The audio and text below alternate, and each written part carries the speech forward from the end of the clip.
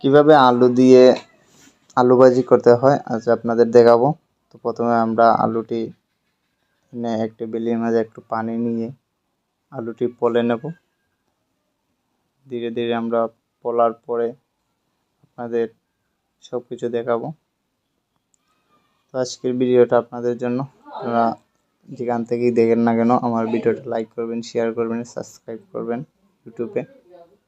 আর ভিডিওটা ভালো লাগলে লাইক কমেন্ট করে যাবেন আর কিছু কথা বলে যাবেন। তো আমাদের শেষের দিকে চলে আসছি, আলু পোলা শেষ হয়ে যাবে। তারপর আমরা এখন ভালো একটা পানিতে আলু সুন্দর করে ধুয়ে একটা ঝাড়ির মধ্যে রেখে দেব পানি নিজার জন্য। তো আমাদের সব কিছু ওকে হয়ে গেছে।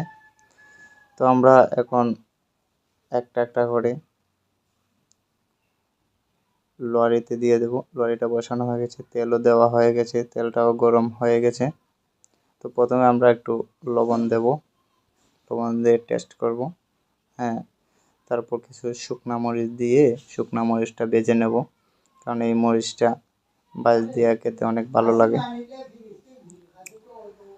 তো ধীরে ধীরে আমাদের শুকনা মরিচটাও ভেজে ফেলা হয়ে যাচ্ছে। তারপর আমরা সুন্দর করে মরিচটি ভেজে ফেলার পরে মরিচটি নামিয়ে নেব। আমরা একটা চামচ দিয়ে মরিচটি সুন্দর করে নামিয়ে ফেলব। নামানোর পরে মরিচটাকে আলাদা করে রেখে দেব। তারপর আমরা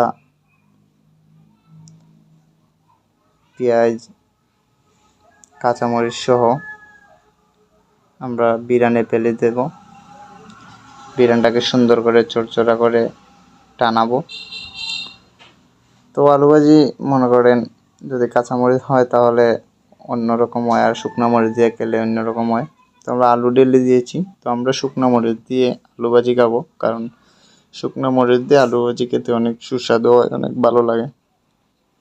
যদি প্রথমবারের মতো খেয়ে থাকেন তাহলে আপনারাও ট্রাই করবেন এই শুকনো মরিচ দিয়ে আলু ভাজি খাওয়ার জন্য। অনেক সুস্বাদু হয় আলু ভাজি শুকনো মরিচ দিয়ে রান্না করলে। তো আমরা এক পর্যায়ে রান্না শেষ হওয়ার পর্যায়ে চলে আসছে, রান্নাটি মোটামুটি শেষ হয়ে যাচ্ছে। দেখেন কি ঘ্রাণ বাইরিতেছে, অনেক সুস্বাদু একটি ঘ্রাণ, অনেক সুস্বাদুভাবে রান্না করা হয়েছে। তো অনেকে আলু ভাজি ডিম দিয়ে খায়, আবার ডিম ছাড়াও খায়। তো আমরা মনে করেন ডিম দিয়ে খাবো, কারণ আমরা ডিম দিয়ে আলু ভাজি খেতে অনেক ভালো লাগে।